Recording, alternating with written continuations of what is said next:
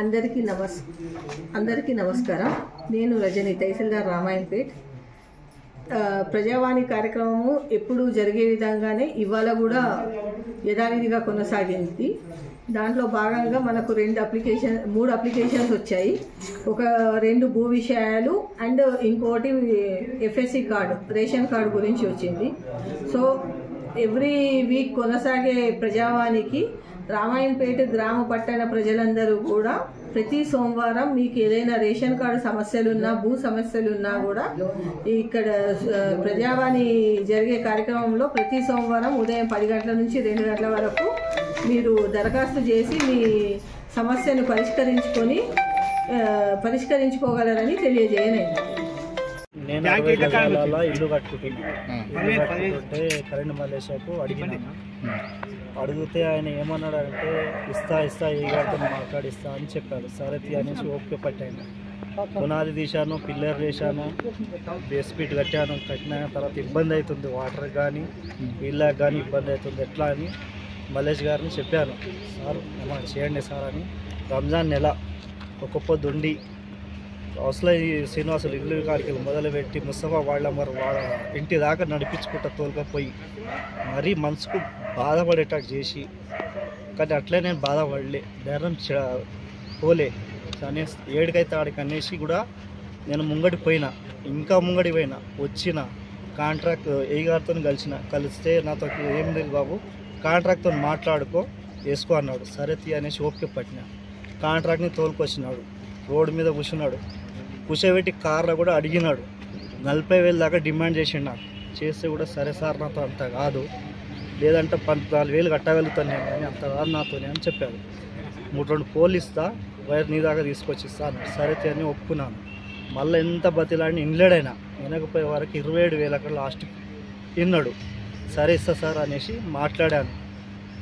మా కాక వాళ్ళ కొడుకుతో 5,000 ఏమంటారు దత్తోళ్ళని నా పక్కనే, వాళ్ళతో 5,000, నాతో 5,000 కొట్టిపించుకున్నాడు.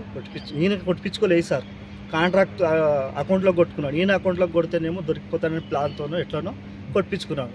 మళ్ళీ ఏం చేసినాడు, నా మీటర్ డీడీ కట్టినాక కూడా ఇచ్చినాక కూడా నన్ను ఇంత సతాంచారు. ఆడకైనా మనసు దాపానికి చెంది నేను ఏం చేసిన, బతికేందుకు నేను ఇల్లు కట్టుకుంటూ నా కష్టపడి రూపాయి సంపాదించుకొని ఆటో నడుపుకొని నేను ఇల్లు కట్టుకునేందుకు అని ఇంత సతాంచుడు ఎందుకు కారణం అనేసి ట్యాంక్ ఎక్కి ఏం చేసినాను, కళాకళ గ్రూప్లో పెట్టాను నేను.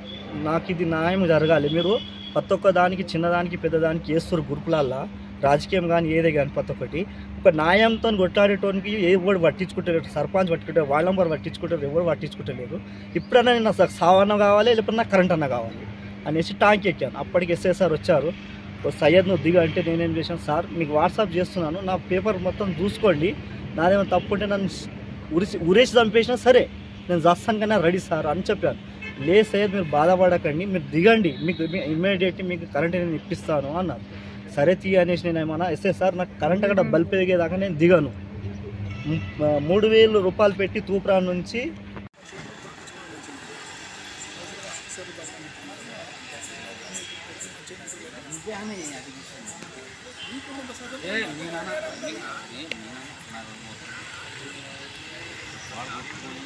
నేను అదే అడిగినా, మరి ఎందుకు తీసిన ఈరోజు సోమవారం పై తీసుకుంటాడేమో.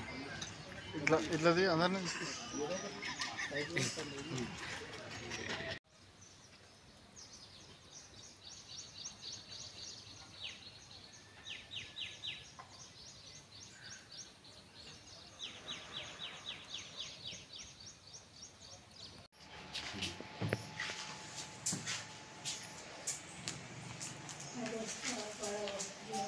నువ్వు తీసేయమంటేనే తీసేస్తున్నాను. నా దగ్గర ఖర్చు కయ్యం మారితే నువ్వే బాధ్యుడు. వీడియో కూడా మీకు ప్రూఫ్ ఉంటుంది.